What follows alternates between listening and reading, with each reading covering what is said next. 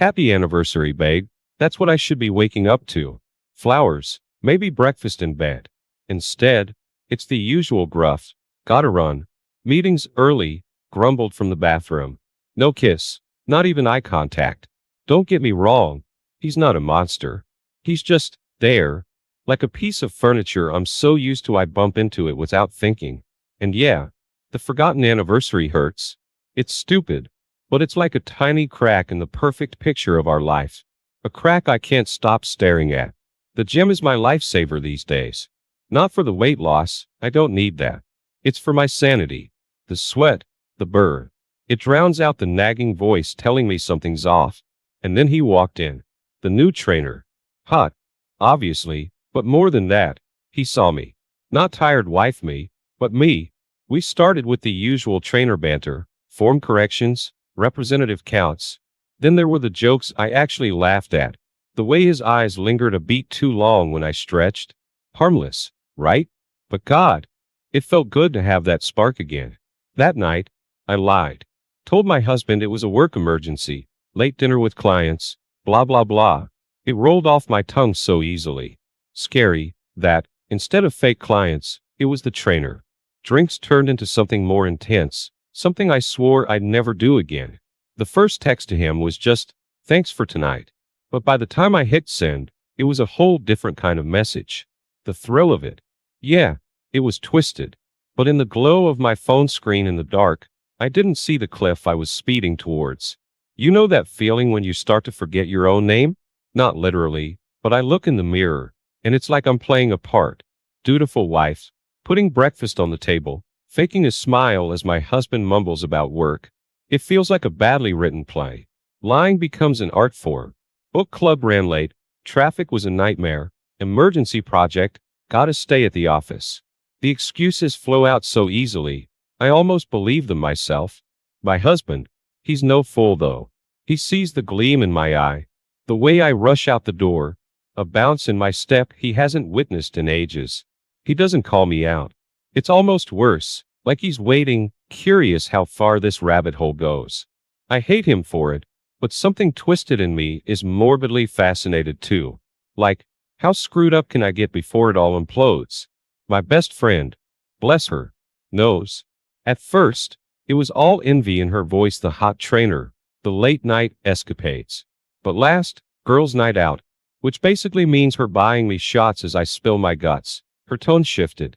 This isn't healthy, she said. The worry lines on her face way deeper than mine. Problem is, she's right. Lying to her is one thing. Lying to myself is harder. Because truth is, it's not just the flirting with the trainer anymore. It's how I feel in bed with my husband. Like I'm going through the motions, mind drifting to a gym. A stronger pair of hands, sweat, and that intoxicating mix of lust and danger. Yesterday, in the middle of a squat set, the trainer's hand, accidentally, brushed against mine while he was spotting. The jolt of it nearly made me drop the bar. It wasn't even sexual in some obvious way, but it felt like a bomb had gone off. It's that charge now, every glance, every correction on my form. Like we're playing this high-stakes game, and everyone around us is blind to it. The email about a mandatory industry conference is practically still warm when I book my flight. It's a flimsy cover. I've half-assed my way through webinars in my sweatpants, not trekked across state lines for a hotel ballroom full of suits. But work anxiety?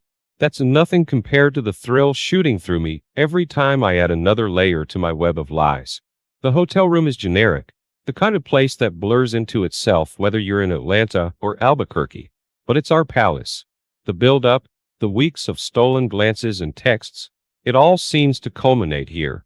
The kiss isn't gentle, it's desperate. Like we're both starving and this is our only meal. Afterwards, it hits me. I'm not sneaking around anymore. This is a choice, a deliberate dynamiting of everything I've built. My brain screams, stop, and my traitorous body tangles itself even closer to him, whispering, more. The flight home is a blur.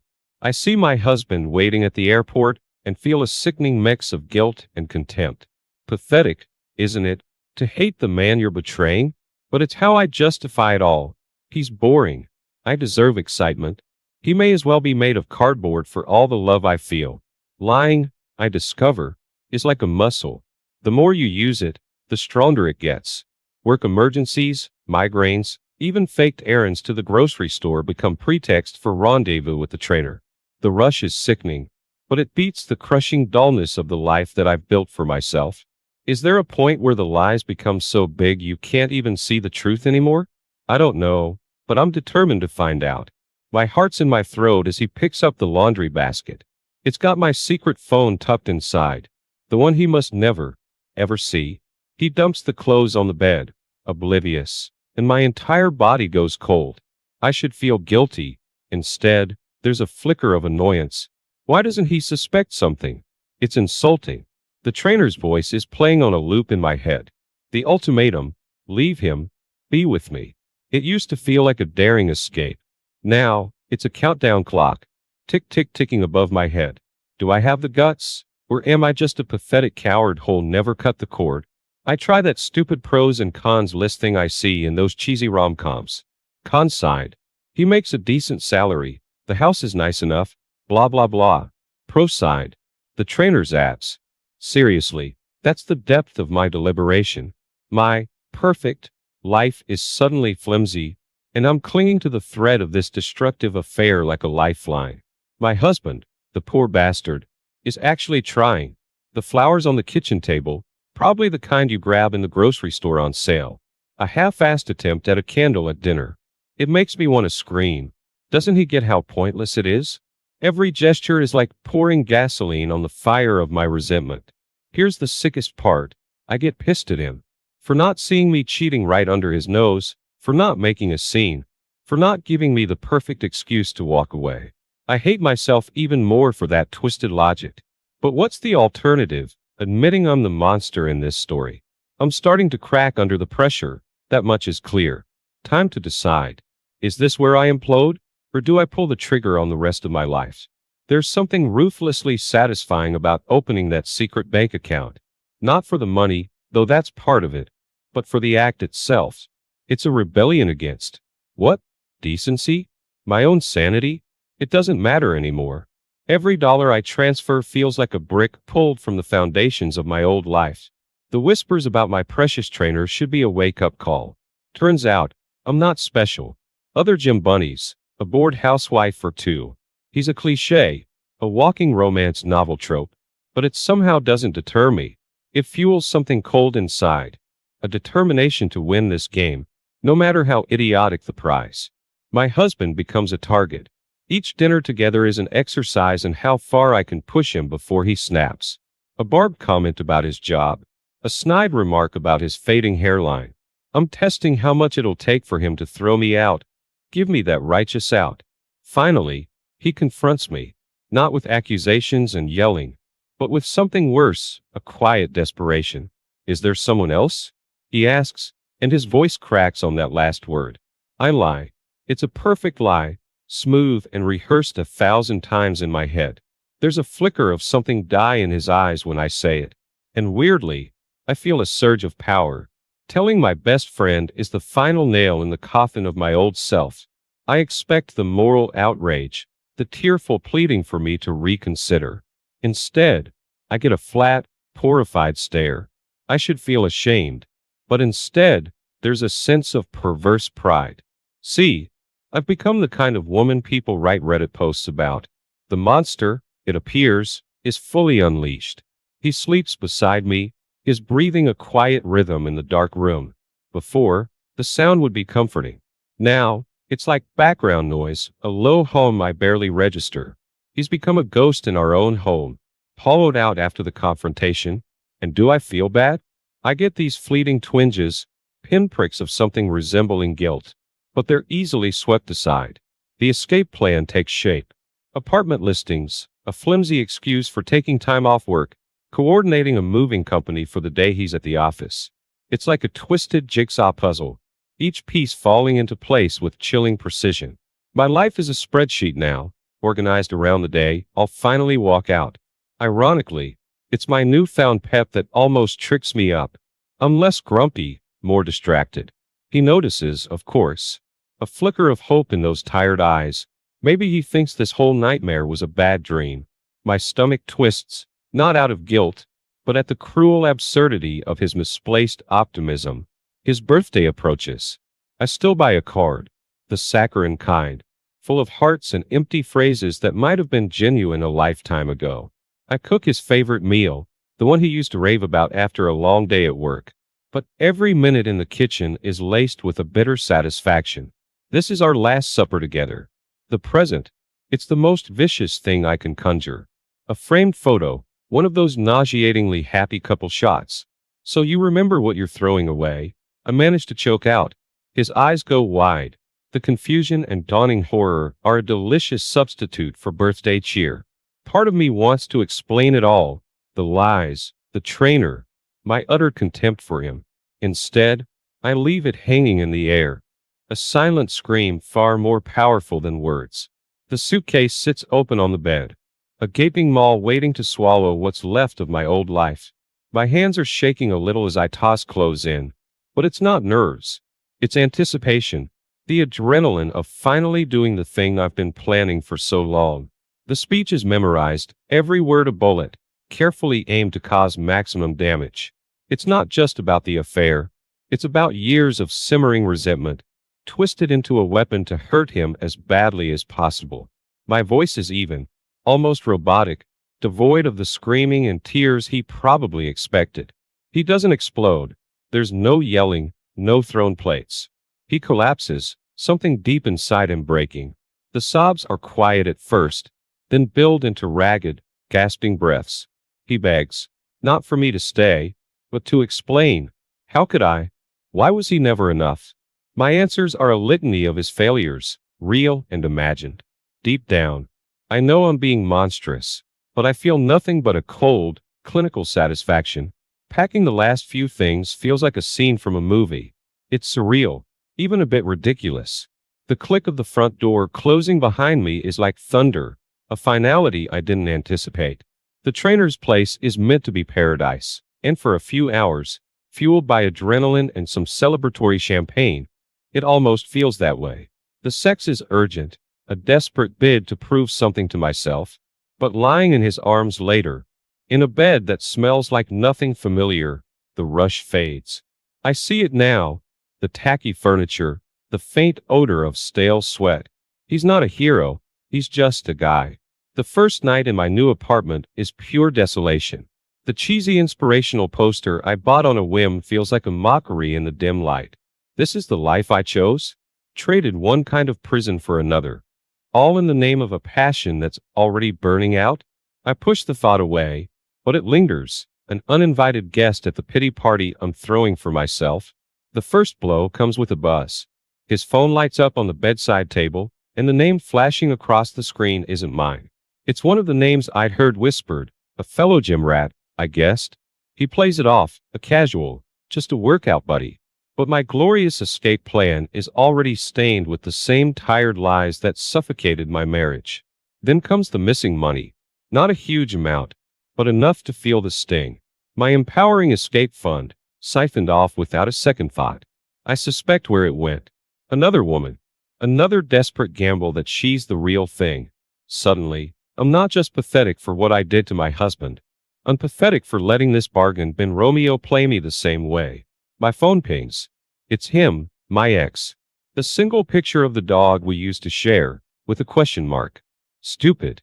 It's so childishly manipulative, and yet, it hits me like a punch to the gut. A wave of longing, nostalgia for the life I blew apart, crashes over me and leaves me gasping for air. The friends I confessed to, most have gone ghost. My family, well, the icy disapproval on my mother's face is more brutal than anything she could have screamed at me. There's pity in their eyes, mixed with a touch of disgust. It's isolating, this spectacular fall from grace. I've built my own prison, brick by self-absorbed brick. The nights are the worst. That's when the bottle comes out, and the desperate attempts to silence my own thoughts begin. One drunken night, the phone is in my hand before my brain kicks in. His name on the screen, my thumb hovering over the call button. Not for forgiveness, not even an apology. I just need to scream, to rage, to puke out the ugliness inside of me onto someone else.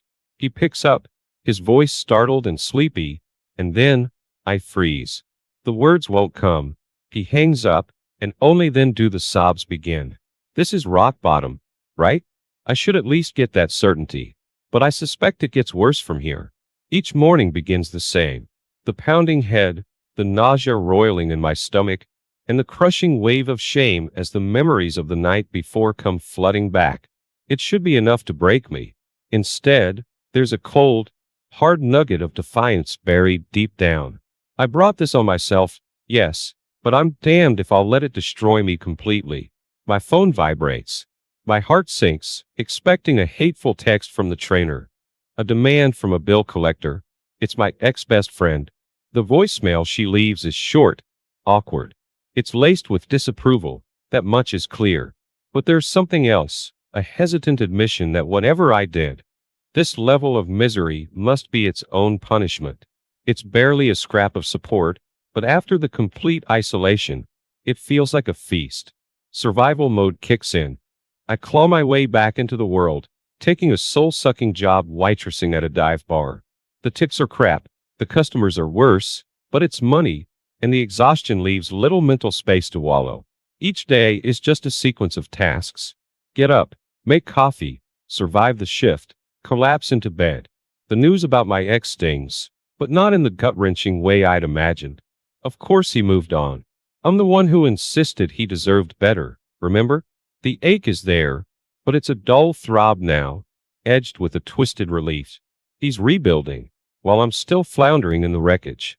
Late one night, after scrubbing spilled beer off the floor, I finally break. The laptop creaks open, and the words start to flow. It begins as a furious rant, blaming him, the trainer, the cruel unfairness of the world. But then, the typing takes on a life of its own. It's an outpouring of self-disgust, and beneath that, a desperation for what? Forgiveness? Understanding? I don't even know. But the act of putting it into stark, unfiltered words is like releasing some of the pressure. Hitting the post to is both terrifying and liberating. Checking the post is a compulsion I can't resist. 1 minute it has a few dozen anonymous replies. The next, it's a raging wildfire spreading across subreddits I've never even heard of. The comments are a brutal mix, just as I expected. Scathing insults, righteous fury, the occasional, girl, run, tossed in for good measure. But there's more, messages from people who see themselves in my story, not condoning it, but offering a grim understanding. A woman who cheated after her husband's neglect. A guy who'd blown up his family for a passionate fling that fizzled out. These snippets of shared brokenness, they're harder to face than the outright hate. I spend hours curled up on my stained couch, scrolling through the responses. Each one cuts a little deeper, stripping away whatever defenses I had left. The monstrous person I tried to convince myself I wasn't. They all see her, crystal clear. There's no point in fighting it anymore. The truth of what I've become hangs in the virtual air, inescapable.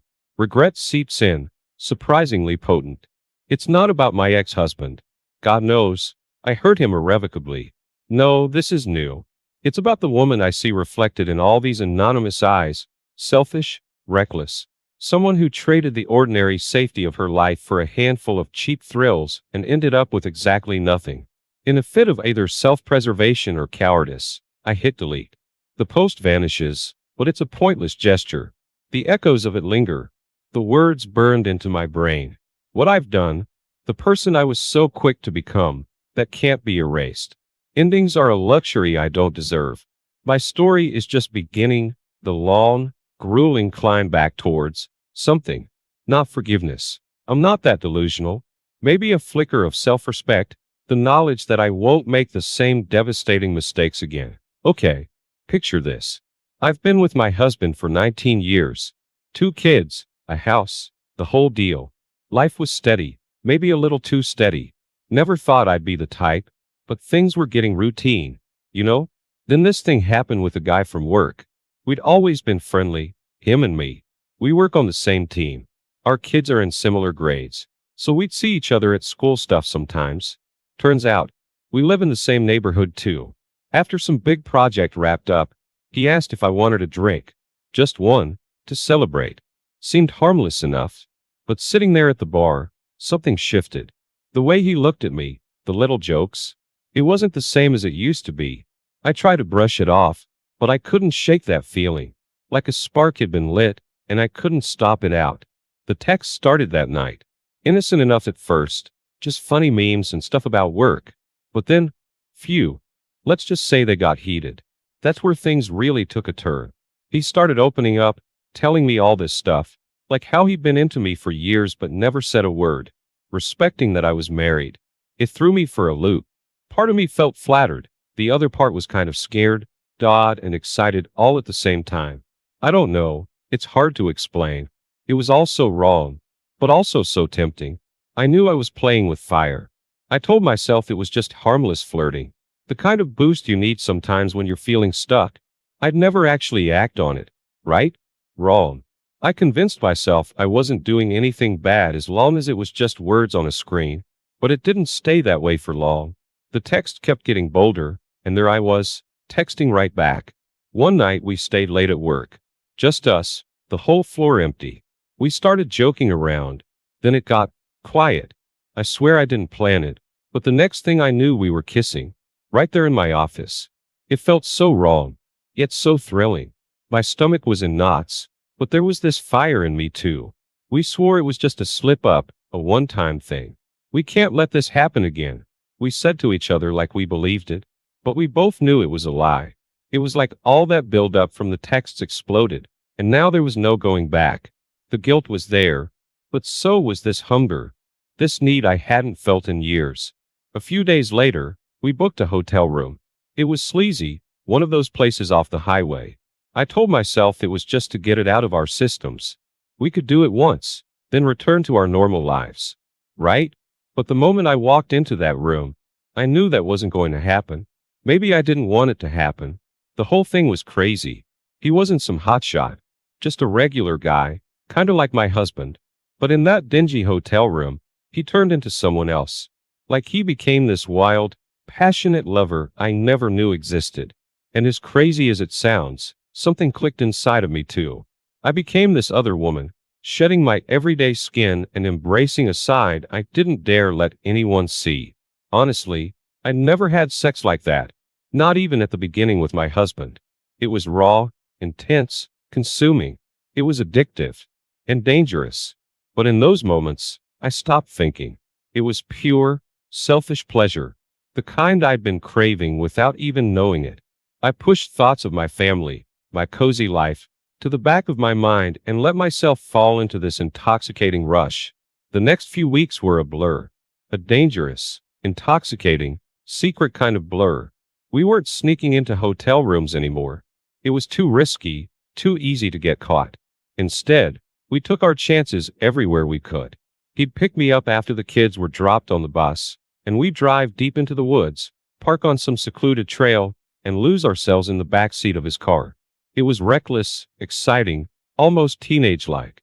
I'd never done anything so wild, so out of character. The fear of our kids finding me half-dressed in the car with another man. That made it hotter somehow. Every stolen moment was a rush, a desperate race against time. A thrilling game of hide and seek. The fear of discovery pulsed in my veins, making everything that much hotter. The backseat trysts were amazing, but it wasn't enough.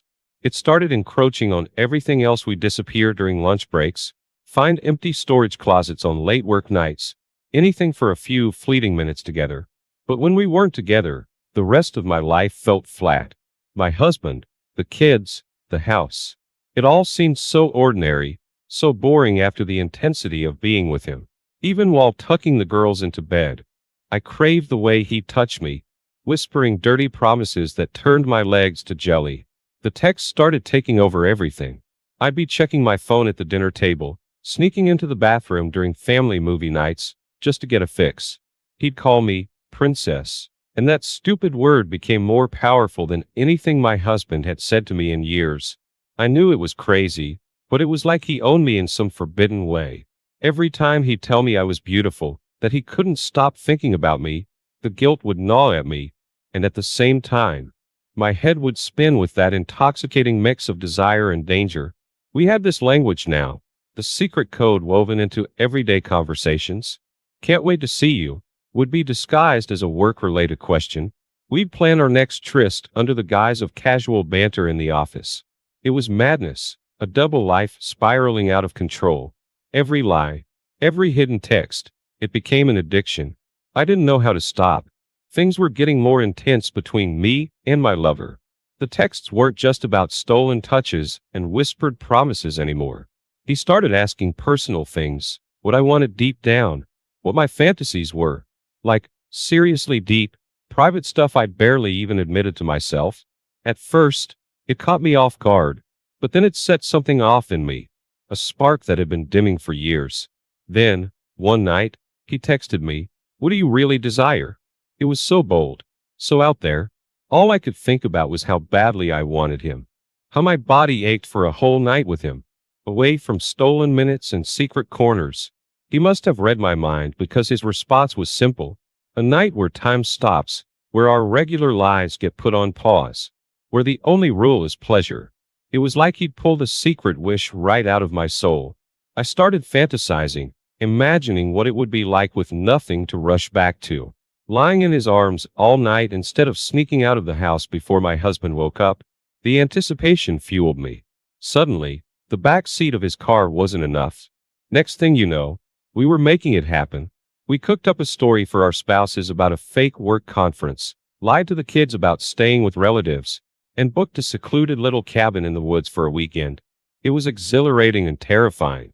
I'd never been so brazen, never lied this big to everyone I love. The risk of getting caught was insane, but that just made it hotter. As I drove to meet him, my heart was pounding. This would be our first time alone, an uninterrupted stretch of stolen days and sinful nights. The thought of being all his for an entire weekend sent a wave of desire through me. The old me, the good wife, was screaming in the back of my mind, but her voice was getting weaker day by day. We weren't just having an affair now. We were building a fantasy world where I was his princess, a place where the usual roles didn't apply. And the truth was, I was completely addicted to it. I didn't want to think about the price I might pay. That seemed a world away when I pictured his eyes looking at me like I was the only woman on earth. That cabin felt like a whole different world. We shed our normal lives for the weekend, becoming these uninhibited, passionate strangers trapped in a bubble of lust and stolen time. The first night was like nothing I'd ever experienced. No fear of getting caught, no sneaking glances at my watch. Just endless hours of his hands on me, his mouth whispering promises that lit me on fire. Time slowed down. We cooked together, laughed like teenagers, and made love in a way that completely took my breath away. There was none of the routine that had worn down my marriage. Everything was new, charged, intoxicating. I didn't think about the fact that it was all a lie, that this bubble would eventually burst. But as the weekend was ending, the fear came creeping back in. Driving home felt different, heavy. The closer I got, the more my heart sank. I didn't want to go back to the predictable rhythm of cooking dinners, helping with homework, and small talk about work with my husband. When I walked through the door, reality hit me hard. It was like all the lights had dimmed.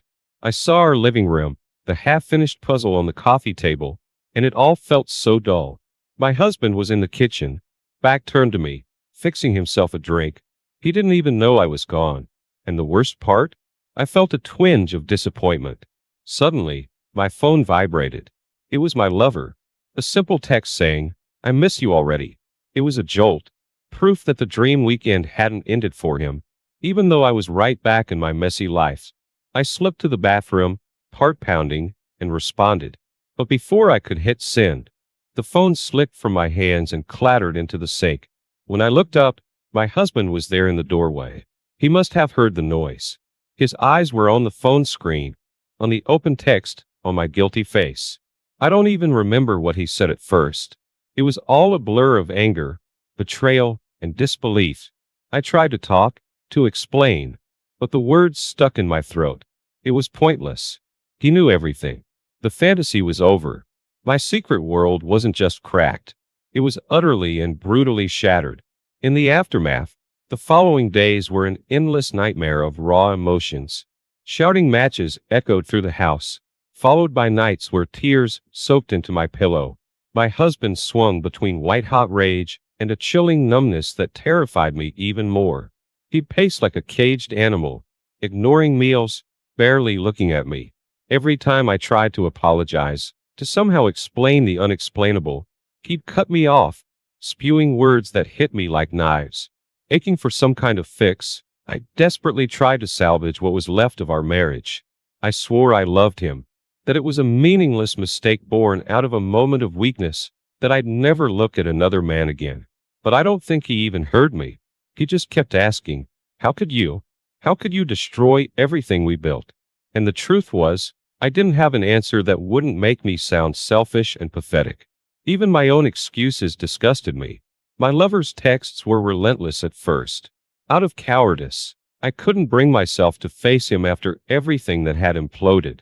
Yet, his desperate messages were like warped sirens luring me back to the shipwreck. He talked about love, about how we could still build a life together. It was diluted, like something out of a cheap romance novel.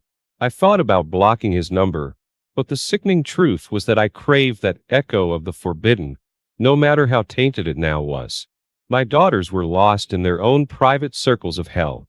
They'd overheard some of the fights, my youngest crying herself to sleep each night, my oldest barely speaking to me.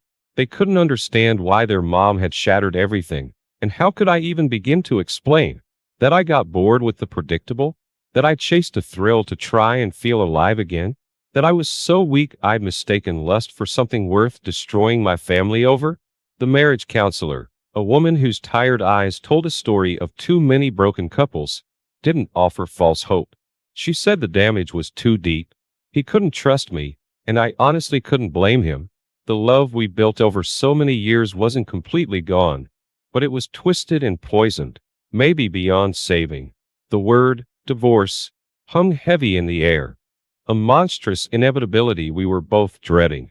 Practical fears swirled in my head. How would I survive on my own? How would we split up our shared lives? Where would I even live? But more crushing was the relentless shame. The knowing looks when people finally found out, the hushed whispers. The way I'd become the cautionary tale in our small town. It felt unbearable, another weight crushing me down. And every day, every painful conversation, every tear-stained pillow drove the truth deeper. We were too far gone to fix this. The fantasy of piecing things back together started to crumble into dust. Divorce. One word, and my entire world splintered apart. Courtrooms, lawyers, dividing furniture we'd picked out together. It was all a logistical nightmare, made even worse by the constant, burning ache in my chest. Every meeting about alimony, every call about custody arrangements, felt like another nail hammered into the coffin of the life I'd blown to pieces. My lover, the hero of my deluded fairy tale, proved to be as fragile as the fantasy itself. He vanished as quickly as he'd appeared. A few cowardly, "I'll always love you" texts, then radio silence.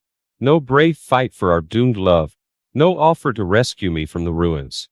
Deep down, I knew he was never going to leave his family for me. The realization was bitter, leaving me with a toxic mix of anger and disgust, mostly at myself. I was alone in a way I'd never experienced. Yeah, technically I had my daughters, but the rift between us felt wider with each passing day. Their looks, a painful blend of confusion and disappointment, burned into my soul. I wanted to fix it, to be the perfect mom again, but the shattered parts of me wouldn't fit back together that easily. Some days, I could barely get out of bed, an agonizing emptiness pulling me down. The new reality was brutal. We had to downsize, move out of our family home into a tiny apartment that felt like a prison. I started working longer hours, desperate to keep up with bills and avoid thinking too much. Even in the few hours of sleep I got, nightmares chased me. Images of my husband's heartbroken face, my daughters turning away from me, and the smug disappointment in my parents' eyes plagued me night after night. People I'd considered friends pulled back. The whispers behind my back were impossible to ignore. The sympathetic glances were even worse. I'd become some kind of grotesque example, a woman who'd traded stability for cheap thrills and ended up losing everything. Honestly, I couldn't really blame them. I didn't recognize the desperate, heartbroken mess in the mirror either. They say time heals all wounds, but sometimes it feels like it just opens up more space for regret to fester. Even now, there are moments, lying awake at night, when I can still feel his hands on me, his voice in my ear. The echo of that passion lingers like a ghost, a cruel reminder of the price I paid for a pathetic escape. It felt like years, not months, before the divorce papers were finally signed and done. The legal stuff was brutal, but it was a weird kind of relief too. Like the worst was finally over, and some small part of me could start to figure out how to move on. My new life was a far cry from the comfortable one I'd wrecked. Bills were piling up, my social life was dead, and most days I barely had the energy to make dinner. But there was a tiny flicker inside me, a stubborn ember refusing to go out. I wasn't sure if it was anger, or survival instinct, or maybe a twisted kind of hope. But somewhere beneath the layers of guilt and exhaustion, I told myself I wouldn't crumble completely. I owed it to my girls, to what was left of myself, to prove that I wasn't just a pathetic cliché copyright who threw her life away for nothing. It was slow, one step at a time. I started reaching out to old friends I drifted away from, finding a few still willing to give me a second chance. Nights out weren't fueled by reckless abandon anymore, but just having a laugh and feeling halfway normal was a balm to my wounded soul. My apartment, though still tiny and depressing, I started fixing up a bit. Each new plant, each framed picture of happier times, was a piece of me reclaiming space. Therapy was a hurdle at first. Talking about the affair felt like dragging myself through dirt all over again. But the therapist was patient, letting me start with the practical stuff, the panic over finances, the loneliness, the nightmares, and slowly, she helped me chip away at the wall of shame in my head. It wasn't about excusing what I did, but about getting past the self-hatred that was dragging me further down each day. There are memories that still sting, moments that make me flinch. The song I danced to with my lover, the smell of the woods where we used to meet, even a certain aisle at the grocery store where my husband and I used to argue over what cereal to buy. But I learned to breathe through them, to remind myself that those moments were in the past, that they didn't define who I'd become. I even started dating a bit, though any sparks of excitement were usually snuffed out by my anxieties. Trust wasn't my strong suit anymore. Even a nice guy with kind eyes and a good job would set off alarm bells. Was he secretly married? Did he have a history of lying? Or was I the only broken one he'd be willing to take a chance on? Most dates didn't go past a second drink. Small victories mattered. A good grade on one of my daughter's tests, a quiet moment when we laughed together like we used to, a promotion at work that proved I could still make something of my career. It's hardly the happily ever after I'd envisioned. But then again, maybe those don't really exist, at least not in the way I used to think. One gray morning, I woke up, looked out at the traffic, and realized I hadn't cried myself to sleep for a week. It was a small, stupid thing, but it felt like a turning point. The pain wasn't gone. Some days it still clawed at my gut, making me want to curl up and disappear. But there was a new strength alongside the hurt, a stubborn defiance that whispered, "You will survive this." Suddenly, the idea of being alone didn't feel so terrifying anymore. It was kind of liberating. No tiptoeing around someone else's moods, no waiting up with a pit in my stomach, no more fake smiles to cover a crumbling marriage. I started taking small steps towards filling up the emptiness. Signed up for that pottery class I'd always wanted to try. Actually joined my friend at a yoga session, even though I knew I'd be a clumsy mess, and took on some extra projects at work to earn more. Some of it was distraction, a way to keep my mind busy, but a part of me wanted to see what I was capable of. If I'd lost the safe, predictable life, I was determined to carve out my own space instead of relying on someone else to make me feel whole. Slowly, I stopped seeing myself solely as the woman who blew everything up. I was also starting to be the woman trying to pick up the pieces. I even reached out to my ex-husband. It was awkward at first, full of stilted apologies and strained updates on the kids. But over time, we moved beyond the anger. He saw that I was making an effort, both with myself and with our daughters. Gradually, the conversations were a bit longer, the tone warmer. It wasn't friendship, not after what I'd done, but there was a kind of peace in the civility, a sign that maybe, one distant day, things might actually be okay for all of us. New friendships bloomed in unexpected places. The mom at the playground with a similarly messy divorce, the quiet woman in my spin class who, it turns out, makes hilarious memes, and a gruff older mechanic who fixed my car and ended up sharing life advice over greasy tools. None of these people knew the worst of my story, and part of me liked it that way. I could start fresh, reveal parts of myself as I healed, not led with the shame and judgment. The loneliness still hits at strange times. Holidays, birthdays, those random evenings where a wave of sadness washes over me. But now it's just a wave crashing upon a stronger shore. It doesn't break me anymore. I fill those moments with calls to loved ones, a trashy movie marathon, or even just allowing myself to feel the sting and then reminding myself that morning will come. The pain becomes a reminder, not a prison. Time didn't erase the scars, but it did soften the edges. Years passed, filled with the constant hum of ordinary days. New routines took root. Book club with the PTA moms, a regular hike I'd come to love, and work challenges that actually made me feel proud, not stuck. My daughters were growing up. There were still eye rolls and slammed doors, but also shared laughter and unexpected hugs that filled my battered heart with warmth. Don't get me wrong. The what-ifs could creep in during those sleepless nights. Was I doomed to be alone forever? Had I thrown away my shot at the soulmate kind of love I used to read about in cheesy novels? But I found ways to quiet those thoughts. It didn't mean I'd given up on love altogether, just that it wasn't an obsessive quest anymore. Then, there was Mike, a friend of a friend, newly divorced himself. We met at a backyard barbecue, and I ended up talking to him all night. There were no fireworks, no echoes of that crazed passion with my lover. Instead, he was easy. Conversation flowed. He had a kind laugh, and something about his weary eyes mirrored my own.